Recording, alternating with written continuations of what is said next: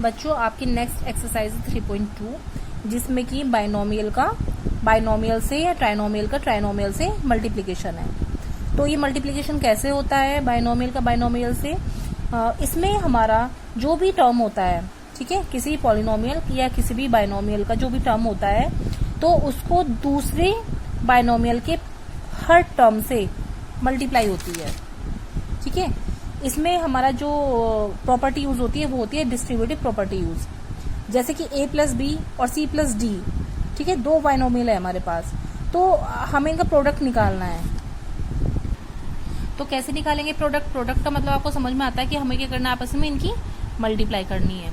तो इसमें जो भी टर्म होगा आपका, जो भी हमारा दिया होगा, तो पहले जैसे a है तो हम a की मल्टीप्लाई जो करेंगे पहले c में होगी, फिर इसी a की मल्टीप्लाई d में होगी, ठीक है। कैसे लिखेंगे हम इसको? a और c प्लस d, बीच में साइन क्या है हमारा? प्लस का है तो प्लस का साइन लगा देना है। अब हम b की मल्टीप्लाई करेंगे।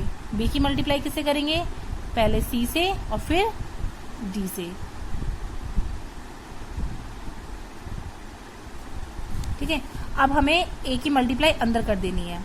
तो a की मल्टीप्लाई जब c में होगी तो क्या होगा?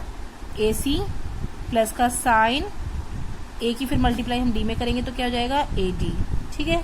फिर प्लस का साइन है ये, तो प्लस का साइन लगा देना है आपको। ये आपको लास्ट क्लास में भी बताया गया था। इसी तरह से b है तो ये b की मल्टीप्लाई c में होगी तो bc, और b की मल्टीप्लाई d में होगी तो साइन है आपका प्लस का तो प्लस आएगा और bd,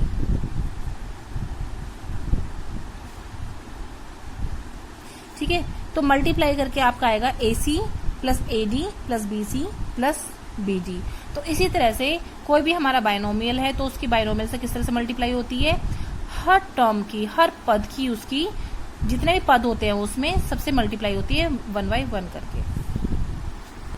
अब आपकी एक्सरसाइज 3.2 में फर्स्ट क्वेश्चन दिया है कि हमें मल्टीप्लाई करनी है 2p एंड 5q इन दोनों की आपस में। तो देखिए जो हमारा कोफिशिएंट होता है, जो हमारा कांस्टेंट होता है, उसी कांस्टेंट से ही मल्टीप्लाई होगी, ये आपको पता है, ठीक है।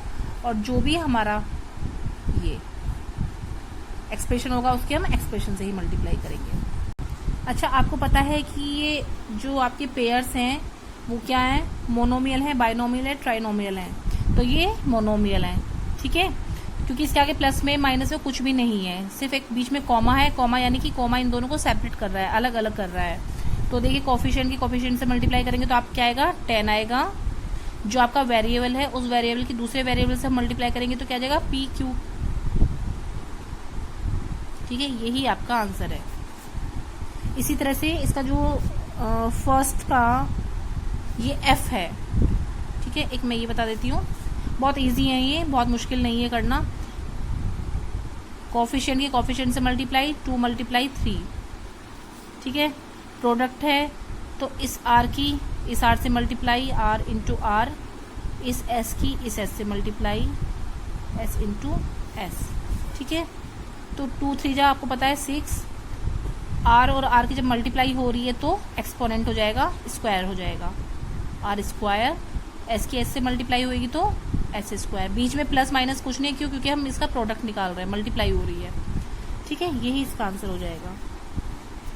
एक और बता देती हूँ मैं, b है इसका -12a की मल्टीप्लाई होनी है a से, ठीक है। तो देखिए इसमें कोई भी इधर कांस्टेंट नहीं है तो -12 आपका ऐसे ही रह जाएगा, और फिर जो बच रहा है आपका a की a से मल्टीप्लाई यानी कि a स्क्वायर। यही आंसर।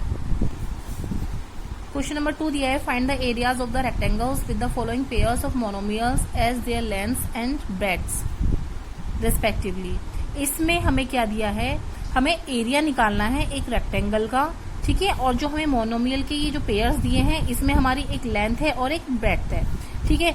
आपको क्या समझ में आएगा कि लेंथ कौन सी है, ब्रेड्थ कौन सी है? आप क्वेश्चन में देखिए, क्वेश्चन में अगर पहले लेंथ है तो आपको पहले लेंथ ही दी होगी, अगर सेकंड नंबर में ब्रेड्थ है तो सेकंड नंबर वाला जो टर्म है आपका जो प्रोडक्ट वेरिएबल है तो वो आपका ब्रेड्थ होगा, ठीक है। तो हमें निकालना है एरिया। एरिया कैसे निकलता है रेक्टेंगल का? इसका फॉर्मूला क्या होता है? L इंटू बी, यानी लेंथ इंटू ब्रेड्थ। ठीक है। लेंथ हमें दी है 3pq और ब्रेड्थ दी हमें 1pq। तो वैल्यू रख देंगे हम फॉर्मूले में। लेंथ है आपकी 3pq, ब्रेड्थ है आपकी 1pq। कोफिशिएंट से जो आपके वेरिएबल्स है वो सेम वेरिएबल्स से, ठीक है। अगर सेम वेरिएबल्स नहीं होते हैं तो फिर आपस में मल्टीप्लाई करके वो ही वेरिएबल्स लिखे जाते हैं। 3 1 जा 3, p की जब p से मल्टीप्लाई होगी तो p स्क्वायर हो जाएगा ये, और q की और q से हो जाएगी तो q स्क्वायर हो जाएगा। ये आपका एरिया आ जाएगा रेक्टेंगल का। तो ये जितने भी क्वेश्चंस है सब इसी फॉर्मूले के अकॉर्डिंग होंगे। फॉर्मूला आपको पता है, एरिया ऑफ रेक्टेंगल क्या होता है, लेंथ इंटू ब्रेड्थ, ठीक है। ये लेंथ है, ये ब्रेड्थ है। तो 10 की मल्टीप्लाई 2 से और m की मल्टीप्लाई n से, तो ये क्या हो जाएगा आपका 2 into 10 into m into n, यानी कि 20 mn, ठीक है। क्यों? क्योंकि यहाँ पे सेम वेरिएबल तो है नहीं। यहाँ पर भी अगर m होता तो पावर चढ़ जाती, ठीक है, m स्क्वायर हो जाता, लेकिन यहाँ पर सेम वेरिएबल नहीं है, m की n से करनी है तो वो ऐसे ही रह जाएगा, ठीक है। एक और देख लीजिए, c वाला n स्क्वायर की मल्टीप्लाई हमें n से करनी है, यानी कि ये लेंथ है, ये ब्रेड्थ है। फॉर्मूला लगा के आपको लेंथ इंटू ब्रेड्थ का वो करना है। तो देखिए ये n स्क्वायर की जब हम एक और n से मल्टीप्लाई करेंगे तो इसमें क्या हो जाएगा, पावर। आपको पता है कि प्लस जब होता है, सॉरी मल्टीप्लाई जब होता है तो पावर्स क्या हो जाती है, प्लस हो जाती है, ठीक है। तो n की पावर क्या हो जाएगी, यहाँ पर 3 हो जाएगी। तो इसका आंसर आएगा n की पावर 3। सेम यही है, बहुत इजी है, आप इजीली कर सकते हैं। ऐसे ही आपका थर्ड क्वेश्चन है, find the product of the following, यानी कि हमें इसका भी प्रोडक्ट निकालना है। तो कैसे निकालेंगे प्रोडक्ट, होता क्या है, पहले आप इसको प्रोडक्ट की फॉर्म में लिख लो, A B into B C into C A. अब देखो इसमें एक ए ये है और कहाँ पर है ए ये, तो ये क्या हो जाएगा आपका ए स्क्वायर, ठीक है। बी से जब मल्टीप्लाई करेंगे तो क्या हो जाएगा बी स्क्वायर, सी की जब सी से मल्टीप्लाई करेंगे तो क्या हो जाएगा सी स्क्वायर। यही आपका आंसर। इसी तरह से आपका एक और क्वेश्चन दिया है, ए स्क्वायर बी स्क्वायर सी स्क्वायर। इसमें देखिए सेम वेरिएबल किसी का भी नहीं है, सब अलग अलग है। ये ए है, ये बी है, ये सी है।